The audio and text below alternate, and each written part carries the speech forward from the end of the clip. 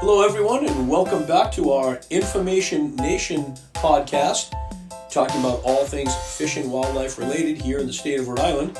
And just like to go around the room and introduce everybody, I'm kind of our moderator here. My name is Scott Travers. I'm the Hunter Education Coordinator for the state. And as my regular team member, I have with me... I'm Dana Kopek, the Technical Assistant. And we have with us, for this particular podcast, our Aquatic Resource Education Coordinator and one of my good personal friends, Kim Sullivan. Fantastic. So I want to welcome all of our listeners back to the podcast again, and of course welcome anyone who's new and starting to follow us now. I want to make sure that I also mention a big thank you to everyone who came to our recent deer hunting education seminar last month. That was a very popular event and everyone had a great time. We did a lot of great things with that workshop, and remind everybody that keep an eye on the website for all the fun and interesting and educational opportunities we have coming up. In October, we're going to be having our practical field training. We'll be doing another run of that, as well as our small game mentored hunt. And you can find out information on that via our social media outlets as well as the website. Going forward with our content this particular podcast, let's talk to Kim. So Kim, how long have you been with DEM?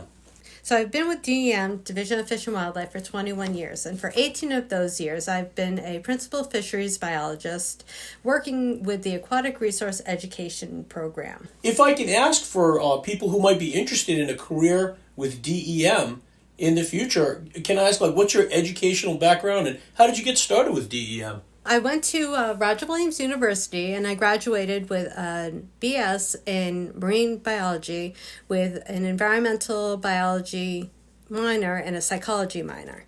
What is your favorite part of your job as the Aquatic Resource Education Coordinator for the state of Rhode Island?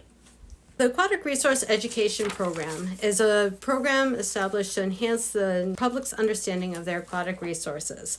Personally, my favorite job is meeting so many different people, being able to arrange programs that are outside and engage the public to learn about Rhode Island's great resources, whether it be freshwater or saltwater. We have such a great extent of opportunities here in Rhode Island.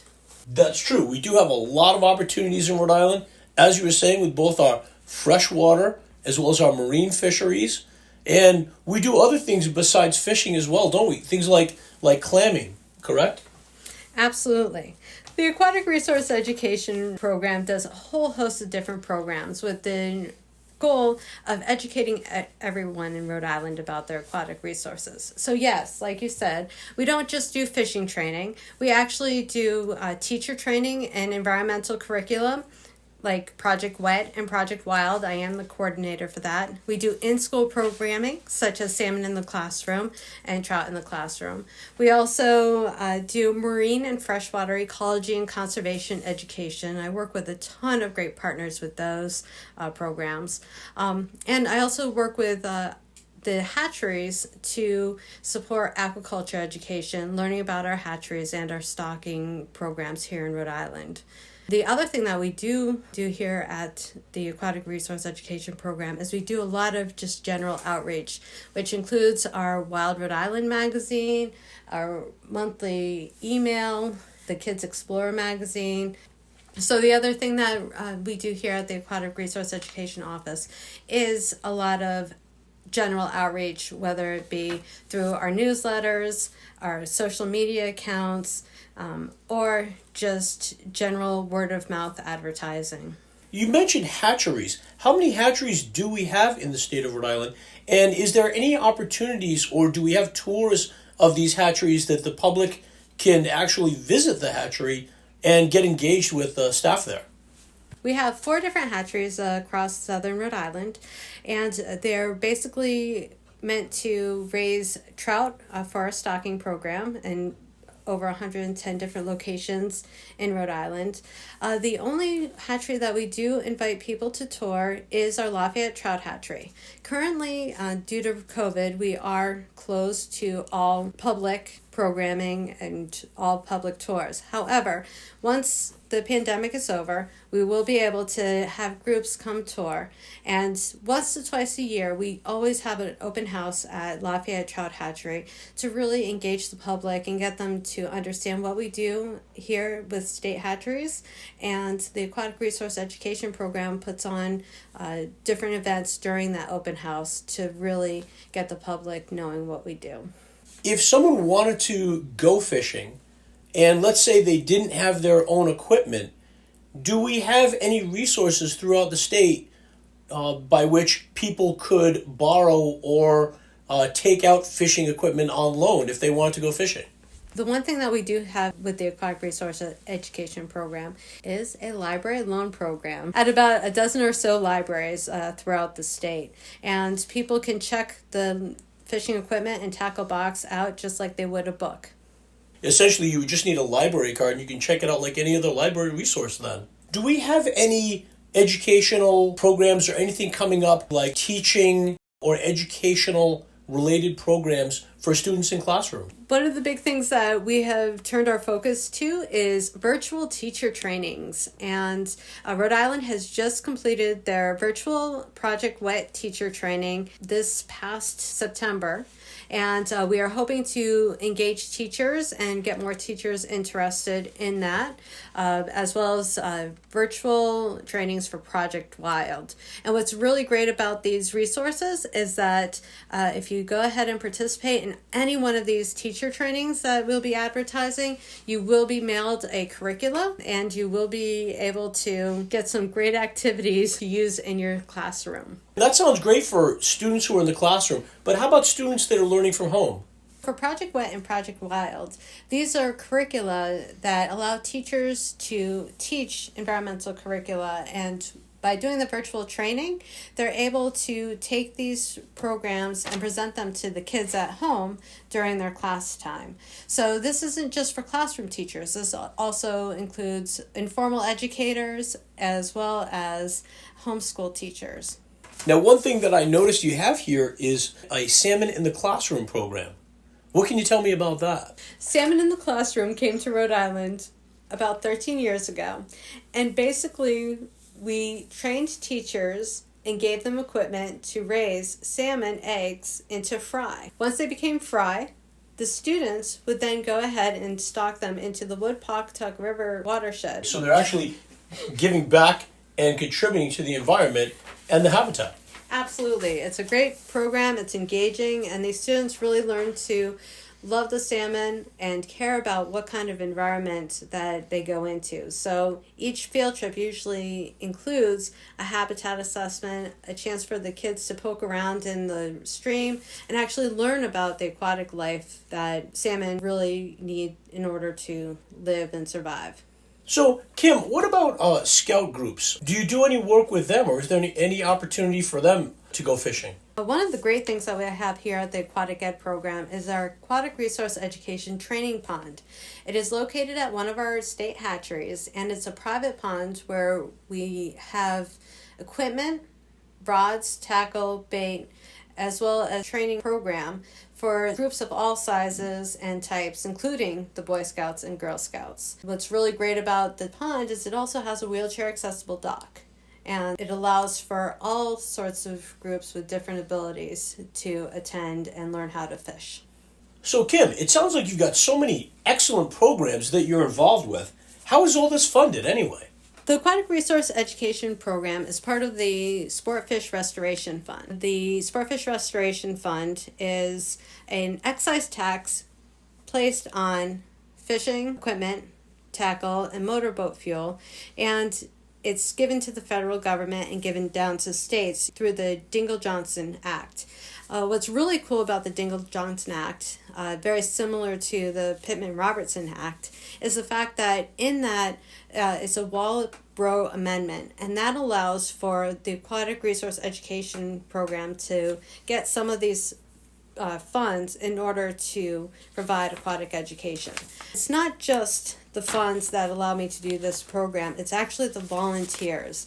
We have so many volunteers that come through, whether they be teacher training, whether they're fishing instructors, or just regular administrative help. We have so many volunteers that donate their time to the program and really make this program amazing. Are you currently looking for more volunteers right now? And what qualifications would you need to be a volunteer?